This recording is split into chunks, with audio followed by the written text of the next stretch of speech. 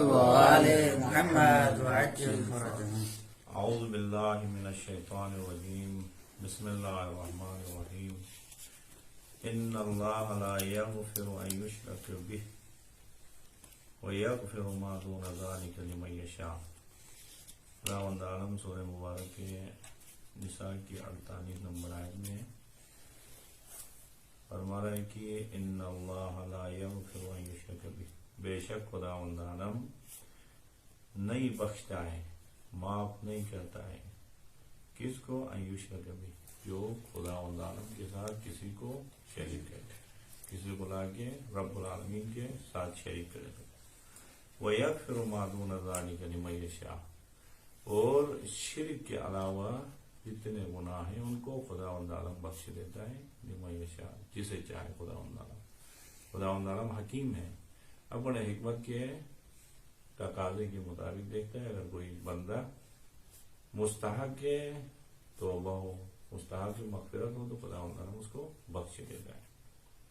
اب خداوند عالم فرماتے ہیں وَمَن يُشْرِكْ بِاللَّهِ فَقَدِ افْتَرَىٰ اسْمًا عَظِيمًا، جو بھی خداوند عالم کے ساتھ شریک ٹھہراتا ہے تو بے شک اس نے بہت عظیم گناہ کیا ہے، عظیم جھوٹ باندھا ہے، اسم گناہ. اب اس آیت میں خداوند عالم دو موضوعات کے متعلق یہاں پہ بیان کرتا ہے. ایک مغفرت خداوند عالم، یعنی رب العالمین شرک کے علاوہ تمام گناہوں کو معاف کر دیتا ہے، قتل ہو یا اس کے علاوہ بہت سارے گناہ جو ربا کے متعلق کہا ہے کہ ہمیشہ جہنم میں رہیں گے، کوئی ربا کے سود کے پیسے قائل ہو، لیکن پھر بھی خداوند عالم فرماتے ہیں کہ میں ان کو سب کو بخش دوں گا. یہاں رب العالمین اپنے رحمت کا باقاعدہ جلوہ اپنے بندوں کی طرف دکھا رہے ہیں. اسی وجہ سے امیر المومنین صلی اللہ علیہ وسلم فرماتے کہ یہ آیت قرآن مجید میں بہت ہی امیدوار ترین آیات میں سے. اس آیت میں خداوند عالم اپنی مغفرت کا اعلان کر رہا ہے. اور دوسرا موضوع رب العالمین شرک سے نفرت کر رہے ہیں، شرک سے بیزاری اور شرک کے اس عظیم گناہ کی قباحت کو بیان کر رہے ہیں. اب شرک کے متعلق اتنی مذمت ہوئی ہے کہ اس آیت میں خداوند عالم نے فرمایا شرک کے علاوہ تمام گناہوں کو میں بخش دیتا ہوں، اور جو شرک میں مبتلا ہو تو فقد افترا اسما عظیما، وہ بہت عظیم گناہ میں مبتلا ہوگی. اب ایسی ہی آیت ہے اسی سورہ نساء کی 116 نمبر ہے، یہ 48 نمبر ہے. اس میں خداوند عالم فرماتے ہیں اسی طرح ان اللہ لا یغفر ان یشرک بہ ومن یشرک باللہ فقد ضل ضلالا مبینا. دونوں آیتیں سیم لیکن آخری حصہ جدا ہے. تو مفسرین کہتے ہیں کہ اس آیت میں خداوند عالم نے شرک کی مذمت کرتے ہوئے فرمایا ومن یشرک باللہ فقد افترا اسما عظیما، جو بھی شرک میں مبتلا ہو تو اس نے بہت عظیم گناہ کیا. اب اس گناہ کی وجہ سے اس دنیا میں شرک کے تمام بلائیں اور مصیبتیں ان کے اوپر آئیں، اور تمام جو ایمان کے برکات تھے ان سے محروم رہے گا. کیونکہ یہ آیت مربوط ہے کل والی آیت کے ساتھ. اس آیت میں خداوند عالم نے اہل کتاب سے کیا کہا؟ ایمان لے کے آئیں، ایمان لائیں گے تو برکات الہی شروع ہوں گی، خداوند عالم کی طرف سے برکت آپ کو. اگر خداوند عالم نے جو قرآن مجید نازل کیا اس پہ ایمان نہیں لاؤ گے تو آپ مشرک ہو جاؤ گے، مشرک ہو جاؤ گے تو ایمان کی تمام برکات سے محروم ہو جائے. 116 نمبر آیت میں خداوند عالم فرماتے ہیں ان اللہ لا یغفر ان یشرک بہ، خداوند عالم شرک کو معاف نہیں کرتے، اور شرک کے علاوہ کیا ہے؟ وَيَغْفِرُ مَا دُونَ ذَلِكَ لِمَن يَشَاءُ، شرک کے علاوہ جو گناہ ہے اس کو معاف کرتا ہے. پھر اس کے بعد خداوند عالم کیا فرماتے ہیں وَمَن يُشْرِكْ بِاللَّهِ فَقَدْ ضَلَّ ضَلَالًا مُبِينًا، اور جو بھی شرک میں مبتلا ہو تو وہ بہت زیادہ گمراہ ہو گئے. اس آیت میں آخرت کے متعلق بیان کرتے ہیں، فرماتے ہیں کہ اگر کوئی بندہ شرک میں مبتلا ہو تو آخرت کی تمام بلائیں مصیبتیں اس کے اوپر نازل ہوں گی، اور آخرت کی تمام خیرات سے وہ محروم رہے گا. بس شرک ایسا یعنی بدنما داغ ہے انسان کے اوپر کہ اگر انسان کے اوپر لگ جائے تو اس دنیا کی تمام مصیبتیں اس کے اوپر آئیں گی، اور آخرت کی تمام بلائیں اور مصیبتیں، خدا کی لعنت اسی دنیا میں اور آخرت میں اس کے اوپر شامل ہے. اور اتنا عظیم گناہ ہے کہ رب العالمین باقاعدہ طور پہ اعلان کرتا ہے کہ میں شرک کے علاوہ تمام گناہوں کو بخشوں گا لیکن شرک کو معاف نہیں کروں گا. اور اس آیت میں خداوند عالم نے توبہ سے ہٹ کی یہ بات کی، لیکن اگر کوئی شخص توبہ کرے تو پھر خداوند عالم شرک کو بھی معاف کرتا ہے. اگر توبہ کے بغیر ہی کیا ہے خداوند عالم بہت سارے صالحین ہیں ان کی شفاعت کی وجہ سے خداوند عالم معاف کر دیتے ہیں. خود بندے نے توبہ نہیں کیا ہے لیکن صالحین کی شفاعت کی وجہ سے شرک کے علاوہ تمام گناہوں کو معاف کرتے ہیں. یا بہت سارے نیک اعمال ہیں، ان نیک اعمال کے اثرات ایسے ہیں کہ نیک اعمال کو انجام دینے کی وجہ سے کیا ہوتے ہیں، انسان کی تمام گناہ معاف ہوتے ہیں سوائے شرک کے. اب مثلا نماز کے متعلق کیا فرمایا خداوند عالم نے، اقیم الصلاۃ طرف النہار وزلفا من اللیل، نماز قائم کریں 5 وقت کی، ان الحسنات یذہبن السیئات، بے شک نماز ہی برائیوں کو ختم کر دیتی، شرک کے علاوہ تمام گناہوں کو نماز بھی ختم کر دیتی توبہ کے بغیر ہی. یا اسی طرح خداوند عالم نے صدقے کے بارے میں کہا ان تبدوا الصدقات فنعما ہی، اگر آپ صدقے کو چھپا کے یا آشکار دیں تو بہت اچھا ہے. ان تبدوا الصدقات فنعما ہی، آپ آشکار ہی لا کے کھلائیں، روزانہ یہاں پہ نیاز کا انتظام کریں، بہت اچھی بات. لیکن وَإِن تُخْفُوهَا وَتُؤْتُوهَا الْفُقَرَاءَ، لیکن چھپا کے فقراء کو دے دیں تو وہاں فلسطین میں مومنین تک پہنچے ہیں چھپا کے تو فَهُوَ خَيْرٌ لَكُمْ، یہ بہت بہتر ہے. اور کیا ہوگا، وَيُكَفِّرْ عَنْكُم مِّن سَيِّئَاتِكُم، اس سے آپ کے گناہ معاف کیے جائیں.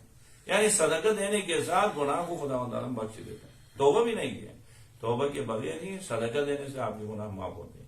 آپ نماز پڑھتے ہیں تو گناہ معاف ہوتے ہیں، لیکن شرک معاف نہیں ہوتا ہے. شرک کب معاف ہوگا، اگر انسان اسی شرک پہ پشیمان ہو جائے. کیونکہ تقاضا یہی ہے، خداوند تعالیٰ معاف کرتا ہے. کیوں معاف کرتا ہے؟ چونکہ خدا اپنے بندوں کے ساتھ ایک رابطہ ہے. رب کا اپنے بندوں کے ساتھ رابطہ کیسے ہے؟ رب کو جب ہم تسلیم کر کے ان کی عبادت شروع کرتے ہیں تو ہم کیا ہیں، خداوند عالم کے بندے ہیں اور خدا معبود ہے. عبد اور معبود کا رشتہ ایسا ہے کہ خداوند عالم معاف کر دیتا ہے. اب جو بندہ شرک میں مبتلا ہو تو اس رشتے سے ہی کٹ دیا ہے، عبد اور معبود کا وہ رشتہ ہی ختم ہو، خدا اس کو کیوں معاف کرے گا؟ معاف کرنے کے کوئی بہانہ ہی اس کے پاس نہیں. بلاگر شرک کے علاوہ تمام گناہ کرتے ہوئے پھر بھی عبودیت سے خارج نہیں ہے. کیونکہ عبودیت سے خارج نہیں ہے تو خداوند عالم اپنے بندے کو بلاخر بندے ہونے کے ناطے معاف کرتا ہے. لیکن شرک کرنے کی وجہ سے عبودیت کے دائرے سے خارج ہوگی. اب اس لیے عبودیت سے خارج ہونے کے بعد کس عنوان سے خداوند عالم اس کو معاف کرے گا؟ بس شرک بہت عظیم گناہ ہے. اس کے شرک کے گناہ کی وجہ سے دنیا میں بھی آباد اور آخرت میں بھی آباد ہے. اسی وجہ سے سورہ مبارک لقمان میں خداوند عالم حضرت لقمان کے قول کو بیان کرتے کیا فرماتے ہیں؟ سورہ لقمان کی 13 نمبر آیت میں وَإِذْ قَالَ لُقْمَانُ لِابْنِهِ وَهُوَ يَعِظُهُ يَا بُنَيَّ، اس وقت کو یاد کرو جب حضرت لقمان نے اپنے بیٹے سے وصیت کرتے ہوئے کیا فرمایا، وَهُوَ يَعِظُهُ یا بنی لا تشرک باللہ، اے بیٹا کبھی خدا کے ساتھ کسی کو شریک قرار مت دے، شرک میں مبتلا نہ ہوئے. کیوں؟ ان الشرک لظلم عظیم، بے شک شرک کرنا عظیم ظلم ہے. اسی وقت دیکھیں یہاں پہ ہم بیٹھ کے قرآن پڑھ رہے تھے، اگر ہمارے حافظ محترم باہر سے کیا کریں، آج نئے جوتے لیں، جوتے پہن کے آگے یہاں بیٹھے تو کیا کہیں گے، یار یہ قرآن کی کلاس میں آپ نے کتنا ظلم کیا، جوتوں کے ساتھ آپ آگے بیٹھے. یعنی ایک کام جو مناسب نہیں کرے تو اس کو ظلم کہتے. اب خالق کے کائنات، تمام کائنات کے مالک و خالق کے ساتھ ایک پست چیز کو لے جا کے برابر کرے تو کتنا ظلم ہوگا. اسی لیے خداوند عالم کہتے ہیں ان الشرک لظلم عظیم، جوتوں کو لا کے سر پہ رکھے تو ظلم سمجھتے ہیں، اور ایسے پست اور گٹھیا بتوں کو لے جا کے خدا کے برابر کر کے دونوں کے سامنے جھکتے ہیں تو کتنا بڑا ظلم. ان الشرک لظلم عظیم، بے شرک بہت عظیم گناہ ہے. اور خداوند عالم شرک سے بھی نفرت کرتے ہیں اور مشرکین سے بھی نفرت کرتے ہیں. شرک کے متعلق یہ فرمایا گیا شرک ظلم عظیم میں سے. اب جو شرک میں مبتلا ہے ان کے متعلق سورہ مبارک توبہ کی 28 نمبر آیت میں فرماتے ہیں یا ایھا الذین آمنوا، اے ایمان والو، انما المشرکون نجس فلا یقربوا المسجد الحرام بعد عامہم ھذا، بے شک یہ مشرک نجس ہیں، ان کو آج کے بعد کبھی بھی خانقاہ کے اندر آنے کی اجازت مت دیں. یہ نجس ہے، ان کو بیت الحرام سے خانقاہ سے دور رکھنا ہے. لیکن شرک جیسی بیماری انسان کے اندر ہو تو وہ خدا کے رحمت میں داخل ہونا تو چھوڑے، وہ خداوند عالم کے گھر میں داخل نہیں ہو سکتا ہے، حرم امن الہی میں داخل نہیں ہو سکتا ہے. باقاعدہ طور پہ اعلان کیا خداوند عالم نے یا ایھا الذین آمنوا انما المشرکون نجس فلا یقربوا المسجد الحرام بعد عامہم ھذا، اس سال کے بعد پھر حج کے لیے ان کو آنے نہیں دیتے، کیونکہ وہ مشرک بھی آگے کیا کرتے تھے، اپنے رسم و طور و طریقے سے آگے باقاعدہ طواف کرتے تھے. سورہ توبہ میں ہی بیان ہوا کیا وما كان صلاتهم عند البيت الا مكاء وتصديا. یعنی مشرکین کے آگے طواف خانہ کعبہ کے ارد گرد کیسے تھا؟ بکا و تصدیہ، سیٹی مارتے اور ہاتھ بجا، یعنی کیا تالیاں بجاتے تھے. اپنے رسم کرتے تھے. جب مسلمان کمزور تھے اس وقت آگے مشرک باقاعدہ خانہ کعبہ کے ارد گرد اپنے رسم کے مطابق طواف کرتے تھے. اب مسلمان طاقتور ہو گئے تو حکم دیا خدا تعالیٰ نے کہ یہ نجس ہے، ان کو خانہ کعبہ میں آنے کی اجازت ہی نہیں دیتے، ان کو دور رکھیں. پھر سورہ توبہ کی 36 نمبر آیت میں خدا تعالیٰ کیا فرماتے ہیں وَقَاتِلُوا الْمُشْرِكِينَ كَافَّةً كَمَا يُقَاتِلُونَكُمْ كَافَّةً. حبیب مشرکین تمام کو قتل کریں، ان کو دنیا زمین پہ زندہ رہنے کی اجازت نہیں ہے. خانہ کعبہ کے اندر آنا تو چھوڑیں، ان کو دنیا میں رہنے کا حق نہیں ہے. اتنے یعنی ظالم دھوکے یہ خدا عالم کے ساتھ کسی کو لا کے شریک کرا دیتے. یہ شرک اتنی مذمت ہو گئی کہ خود شرک کے بارے میں کہا ظلم عظیم ہے. مشرکین نجس ہے کہا، مشرکین کو سب کو قتل کرو، ان کو خانہ کعبہ کے قریب آنے مت دو. لیکن اگر کوئی شخص اپنے آپ کو شرک سے پاک کرے نا، مکمل طور پہ خالص ایمان انسان کے دل میں پیدا ہو جائے، توحید کے اندر داخل ہو جائے، تو پھر خداوند عالم کے پاس مقام بھی ایسا ہے. شرک کی وجہ سے خداوند عالم کے پاس اتنا بدترین انسان بنتا ہے، لیکن شرک کے برخلاف انسان خالص توحید کے ساتھ زندگی گزارے تو پھر عظمت بھی بڑھ جاتی. اب دیکھیں سورہ مبارک نحل کی 120 نمبر آیت میں خداوند عالم حضرت ابراہیم علیہ السلام کے مقام کو بیان کرتے ہیں. کیا فرماتے ہیں ان ابراہیم کان امتا قانتا حنیفا. بے شک ابراہیم خدا کی نگاہ میں ایک امت ہے، یعنی پورے یعنی ایک امت کا جتنا مقام ہے تن و تنہا ابراہیم کا خدا کے پاس یہ مقام. ان ابراہیم کان امتا قانتا للہ حنیفا. کیوں اتنا مقام ہے؟ آیت کے آخر میں فرماتے ہیں کہ لم یکن من المشرکین، کیونکہ وہ مشرکین میں سے نہیں، اس وجہ سے مقام. یعنی ابراہیم نے اپنا آپ کو شرک سے پاک کیا ہے، اس وجہ سے رب العالمین کے پاس ابراہیم کا اتنا مقام ہے کہ ایک پوری امت کی جگہ لیا ابراہیم. ان ابراہیم کان امتا قانتا للہ حنیفا ولم یکن من المشرکین. کس وجہ سے یہ مقام اور عظمت ہے؟ تو خداوند فرماتے ہیں چونکہ وہ مشرکین میں سے نہیں. اب دیکھیں ابراہیم علیہ السلام کس طرح خالص توحید پہ ہیں. ابراہیم علیہ السلام نے اپنے قوم کو شرک سے نکالنے کے لیے جدال احسن کرتے ہوئے سورہ مبارک انعام کی 76 نمبر آیت سے لے کے 80 نمبر آیت تک وہاں پہ پورا وہ مجادلہ بیان کر رہے ہیں. جدال احسن کے ساتھ کیا کیا؟ ابراہیم کی توحید دیکھیں، ابراہیم کا جیسے شرک سے پاک ہے، باقاعدہ خداوند عالم ناز کرتے ہوئے اس جلال کو لا کے قرآن میں آیات کی شکل میں بیان کرتے.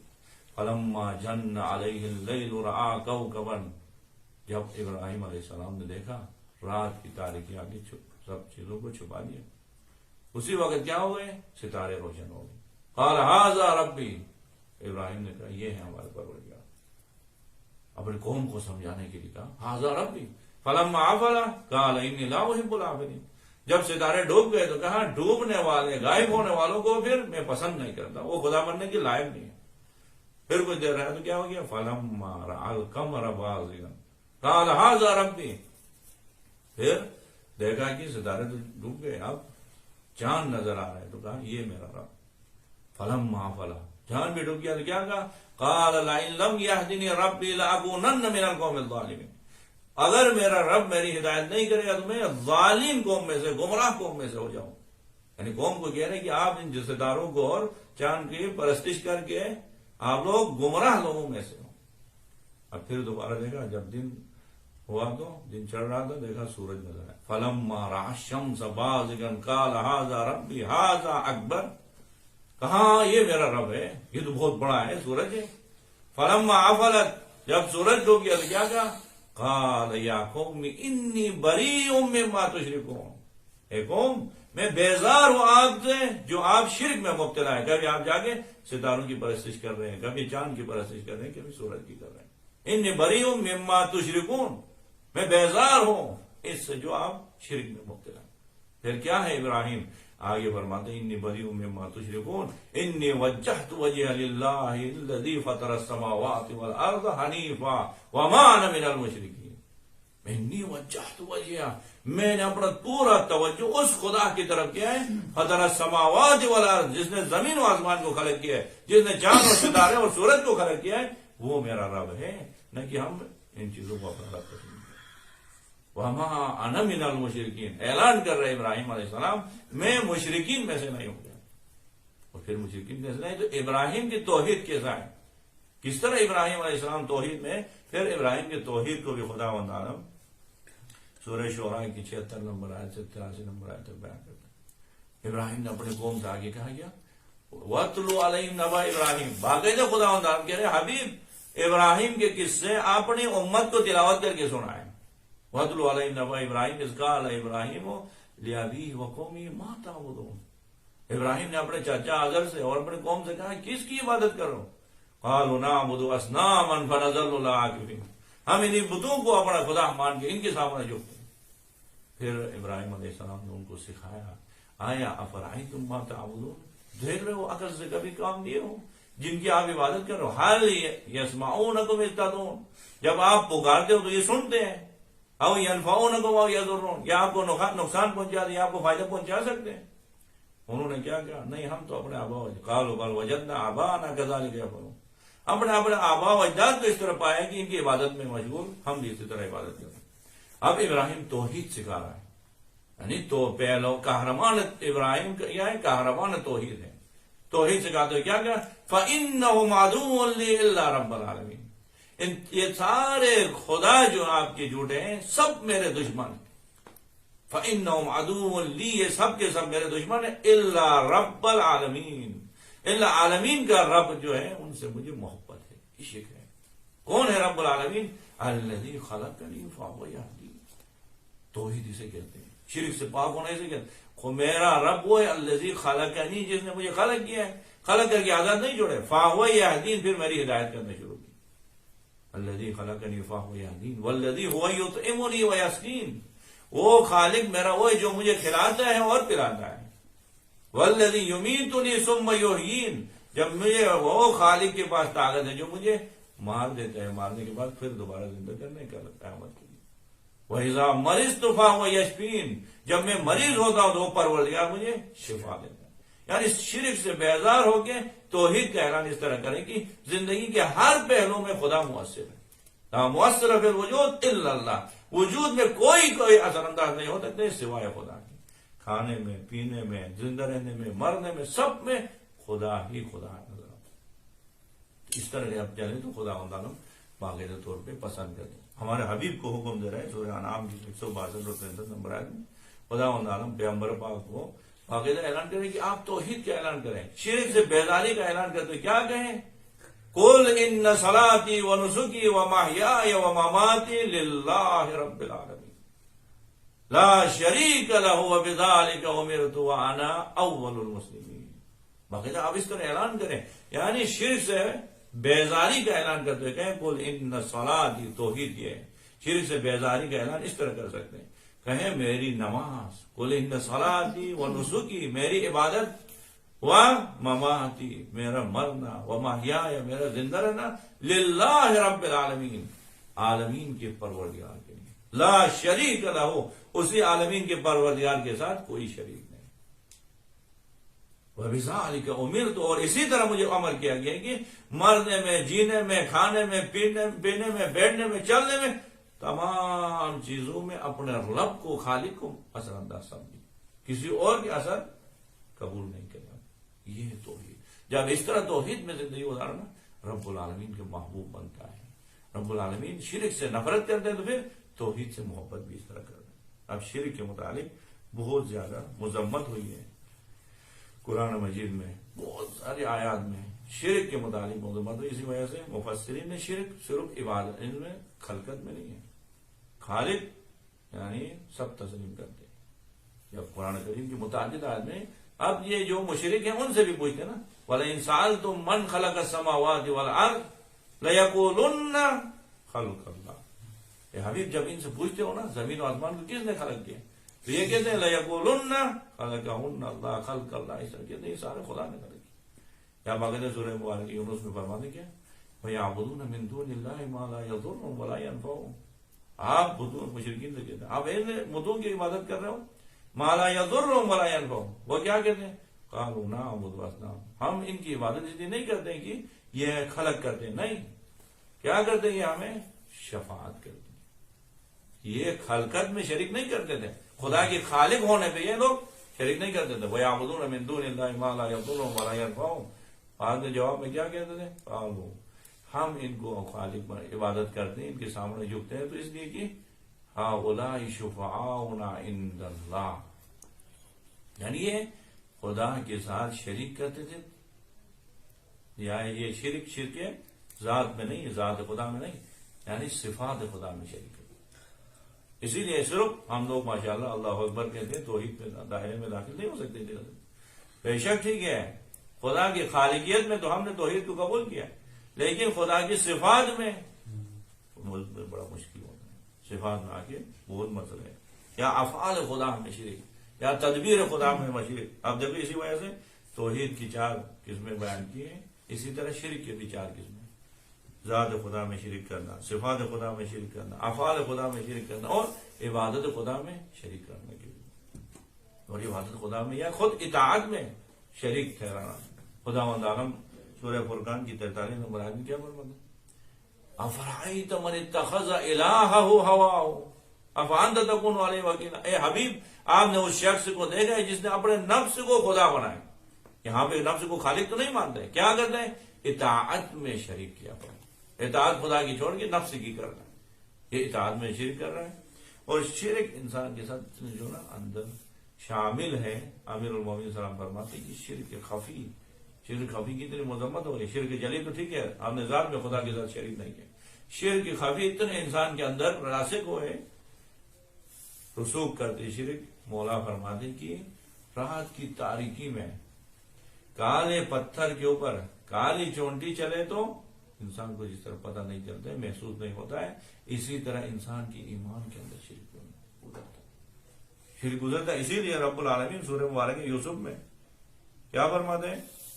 وَمَا يُؤْمِنُ أَكْثَرُهُمْ بِاللَّهِ إِلَّا وَهُمْ مُشْرِكُونَ، خدا کے اوپر ایمان لانے والوں میں سے بہت سارے ایسے ہیں جو ایمان کے ساتھ شرک میں مبتلا ہیں۔ ہمارے لیے بھی یہ تحدید ہے، خدا نے فرمایا ان اللہ لا یغفر ان یشرک بہ، شرک کو میں معاف نہیں کرتا ہوں، تو ٹھیک ہے صرف شرک ہے ذات خدا میں نہیں، صفات خدا میں، اطاعت خدا میں، عبادت خدا میں، اتنا شرک انسان کے اندر رسوخ ہے کہ رب العالمین فرماتے ہیں وما یؤمن اکثرهم باللہ الا وهم مشرکون، خدا وند عالم کے اوپر ایمان لانے والوں میں سے اکثر ایمان کے ساتھ شرک میں مبتلا ہے، شرک ہے مصیبت۔ اب سورہ مبارک توبہ کی 31 نمبر آیت میں خدا وند کیا فرماتے ہیں؟ اتخذوا احبارهم ورهبانهم اربابا من دون اللہ، یعنی عیسائی اور یہود و نصارہ نے کیا کہ اتخذوا احبارهم ورهبانهم اربابا من دون اللہ، انہوں نے اپنے علماء کو، اپنے پادریوں کو، اپنے بڑے لوگوں کو خدا بنایا، ارباب بنائے، من دون اللہ، خدا کے علاوہ۔ اب اس کے تفصیل میں ذیل میں روایت ذکر ہوا کیا؟ امام علیہ السلام فرماتے کہ ان کو خدا بنا کے بھی پرستش تو نہیں کر رہے تھے، ان کی عبادت نہیں کرتے، بلکہ کیا کرتے تھے؟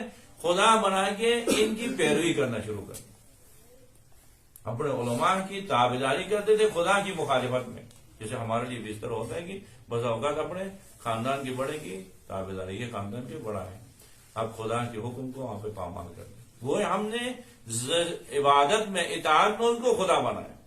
اتخذوا احبارهم ورهبانهم اربابا من دون اللہ، دیکھیے ذات خدا میں شریک کوئی نہیں کرتا ہے، عبادت میں اطاعت میں شریک کرتا ہے، جس کی وجہ سے خدا وندان کہتے ہیں یہ ایسا گناہ ہے جس کو کبھی معاف نہیں کرتا۔ اب ایک بات تو یہ ہوئی کہ بہت اہم بات، یعنی شاید آپ لوگوں نے پہلے سنے ہوں گے لیکن پھر بھی دوبارہ بتا رہا ہوں، بہت اہم بات آپ کو کر رہا ہوں کہ خدا کو عبادت میں وحدہ لا شریک مان کے، خدا کو ذات میں وحدہ لا شریک مان کے، اور قیامت کے اوپر ایمان رکھ کے بھی انسان مشرک بننے کے چانس۔ اسی لیے دوسرے الفاظ میں کہیں کہ صرف خدا کو ماننے سے، آخرت کو ماننے سے انسان جو ہے نا موحد نہیں ہوتا ہے، خدا کو ماننے کے بعد خدا کی بھی ماننا ہے. صرف خدا کو ماننے سے انسان شرک سے پاک نہیں ہوتا ہے. خدا کو ماننے کے ساتھ خدا نے جتنے احکام، جتنے ہمارے اوپر ذمہ داری ہے، ان کو بھی ماننا ہے. اسی لیے دیکھیں، جب خداوند عالم نے انسان کو پیدا کیا، انسان کی ابتدا ہوئی تو سورہ مبارک ہے صاد میں تفصیل سے بیان کیا، سورہ صاد کے آخر میں وَإِذْ قَالَ رَبُّكَ لِلْمَلَائِكَةِ إِنِّي خَالِقٌ بَشَرًا مِنْ طِينٍ. اس وقت کو یاد کریں جب آپ کے رب نے انسان کو بنایا مٹی سے. بنانے کے بعد کیا کہا؟ وَإِذْ قَالَ رَبُّكَ لِلْمَلَائِكَةِ إِنِّي خَالِقٌ بَشَرًا مِنْ طِينٍ فَإِذَا سَوَّيْتُ وَنَفَخْتُ فِيهِ مِنْ رُوحِي فَقَعُوا لَهُ سَاجِدِينَ. جب حضرت آدم علیہ السلام کا ڈھانچے تیار ہوا تو کیا کہا؟ فَقَعُوا لَهُ سَاجِدِينَ فَسَجَدَ الْمَلَائِكَةُ كُلُّهُمْ أَجْمَعُونَ. تمام ملائکہ نے سجدہ کیا اجمعون الا ابلیس استکبر وکان من الکافرین. سوائے ابلیس کے سب نے سجدہ کیا، اور ابلیس نے سجدہ نہیں کر کے کیا ہوا؟ کافرین میں سے ہو گیا، مشرکین میں سے، کافرین میں سے ہو گیا.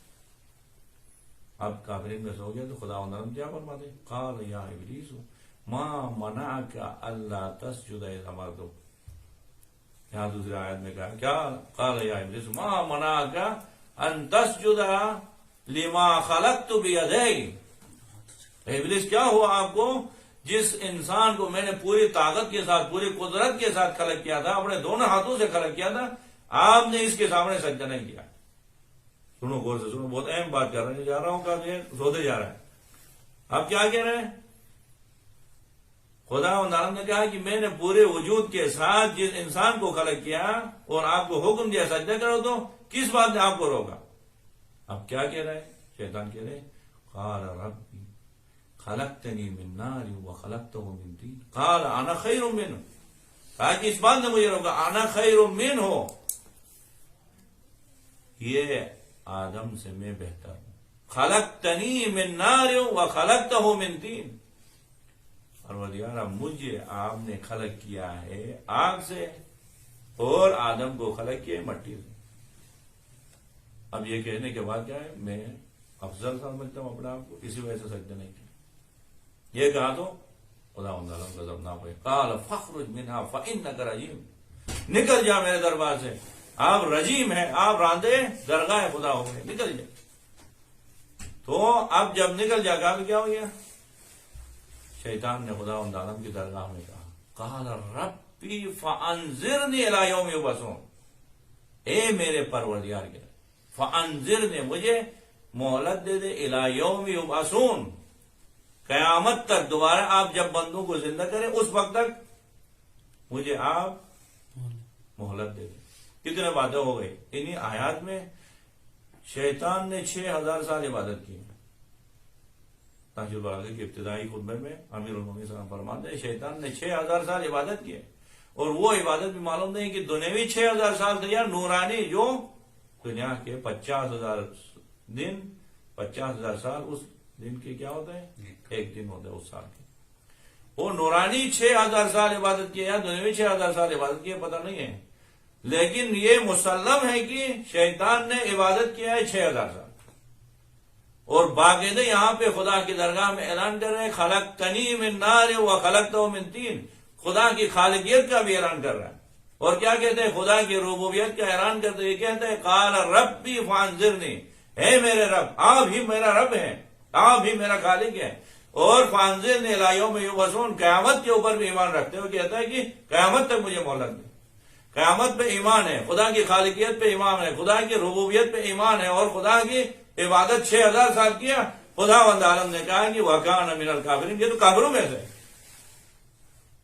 یعنی صرف توحید پہ ایمان رکھ کے، صرف خدا اور صرف یوم الآخرہ پہ ایمان رکھنے سے انسان حقیقی مسلمان، حقیقی مومن نہیں ہوتا ہے، شرک سے پاک نہیں ہوتا ہے. کیسے پاک ہوتا ہے؟ کس وجہ سے؟ اب خدا عالم نے شیطان کو کافرین میں سے کرا دیا. عبادت میں کوئی شک نہیں تھی، ربوبیت میں خدا کے شک نہیں کیا، خالقیت پہ شک نہیں کیا، قیامت پہ شک نہیں کیا. کس پہ؟ خدا عالم نے اتنا بڑا اعلان کیا کہ یہ تو کافروں میں سے ہو گیا. خدا عالم کہہ رہے کہ مجھے مان کے نہیں، میں نے جس کو حجت بنائے اس کا انکار کرنے کی وجہ سے کافر ہو گیا. یعنی حجت حضرت آدم کو بنایا، ان کے انکار سے کافر ہوتا ہے تو پیغمبر پاک کے حجت امیر المومنین کا انکار کرنے سے اس سے بدتر کافر ہوتا ہے۔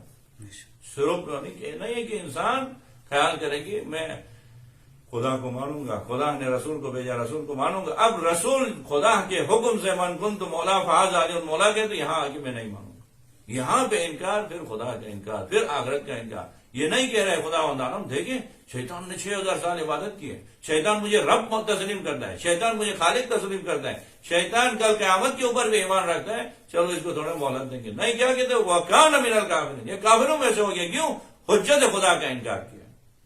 شرک یہ ہے کہ آپ حجت خدا کا انکار کریں، تو اسی وجہ سے دیکھیں جب فرزند رسول خدا امام رضا علیہ السلام آئے تھے، اللہم صل علی محمد وآل محمد، مدینے سے سفر کر کے نیشاپور تک پہنچے تو تمام لوگوں نے رسول خدا کے فرزند کی بذات الرسول کی ملاقات کرنا چاہ رہے تھے، دیدار کرنا چاہ رہے تھے، سارے لوگ تڑپتے ہوئے آئے۔ روایت کی جملے ہیں کہ اور یہ 1.5 لاکھ لوگوں کا اجتماع بن گیا وہاں نیشاپور میں، 24,000 محدثین نے قلم و دعوت لے کے بیٹھے، امام سے کوئی حدیث سن کے یاد کرنا لکھنا چاہتے ہیں۔ ایسے میں امام رضا علیہ السلام نے پردے کے ہاتھ کیا ہو گیا، سواری سے پردہ ہٹایا، اپنے چہرے مبارک کی دیدار کرانے کے بعد کہا میں نے سنا ہے اپنے بابا سے حسین کاظم سے، انہوں نے سنا ہے اپنے بابا جعفر صادق سے، انہوں نے سنا ہے اپنے بابا امام محمد باقر سے۔ باقر اس طرح فرماتے ہو حدیث کا نام ہے حدیث سلسلۃ الذہب، یعنی حدیث کا سلسلہ ہی ایسا ہے جس کو سونے سے لکھنے کے قابل، حدیث تو چھوڑے حدیث کے راوی کو سونے سے لکھنے کے قابل۔ ایسے حدیث میں کیا فرمایا، پیغمبر پاک سے سنا ہے، پیغمبر پاک نے جبرائیل سے سنا ہے، جبرائیل نے خدا سے سنا ہے، کلمۃ لا الہ الا اللہ حصنی فمن دخل من حصنی امن من عذاب۔ یہ حدیث سنا ہے کہ لا الہ الا اللہ کہنا یعنی کیا ہے، خدا کے قلعے میں داخل ہونا، اور جو خدا کے قلعے میں داخل ہو گیا خدا کے عذاب سے امان میں رہا، وہ محفوظ رہا خدا کے عذاب سے۔ اب یہ کہنا تھا سواری کے پردے دوبارہ ڈال دیا اور آگے بڑھ رہے تھے، تھوڑے کچھ قدم آگے بڑھے تھے، پھر امام رضا علیہ السلام نے کہا کہ خوش نہیں ہو جائے، اما بشرطہا و شروطہا، اور شرائط کے ساتھ توحید کو قبول کرنا ہے، وَأَنَا مِن شروطہا، علی رضا علیہ السلام بھی ان شروط میں سے ہیں۔ خدا کو ماننے کے بعد انبیاء کو ماننے، انبیاء کو مانا تو پھر انبیاء کی جانشین کو ماننا توحید ہے۔ آج لوگ جو ہیں اسی توحید کی وجہ سے لوگوں کے گلے کاٹ رہے ہیں، توحید سے دور ہونے کی وجہ سے، ان کو پتہ نہیں ہے صرف خدا کہنے سے توحید نہیں ہوتا ہے، خدا وند عالم کو ماننے کے ساتھ، خدا کو ماننے کے ساتھ خدا کی ماننا توحید ہے۔ خدا کو مانیں گے اور خدا نے جو حجتیں بنائیں ان کو انکار کریں تو یہ توحید نہیں ہے۔ اور اتفاقاً اسی روایت کی شان نزول میں ذیل میں باقاعدہ آیات روایت نکل ہوئی ہے، تفسیر صافی میں آپ دیکھیں ان اللہ لا یغفر ان یشرک بہ، خدا وند عالم شرک کو معاف نہیں کر دیتا ہے۔ شرک سے مراد خدا کی کون شرک کرتے ہیں، مطلب مشرکین اعلان کرتے ہیں ہم خدا کے ساتھ کسی کو ذات میں شریک قرار نہیں دیتے، صفات میں شریک۔ یہ کہا کہ امیر المومنین کی ولایت کے منکر ذات خدا میں مشرک ہے، اور ان خدا وند عالم ان کو نہیں بخشا۔ خدا وند عالم ہم سب کو امیر المومنین کی ولایت کے ساتھ حقیقی توحید کے ساتھ زندگی گزارنے کی توفیق نصیب فرمائے۔ وصلی اللہ علی محمد وآلہ الطیبین الطاہرین۔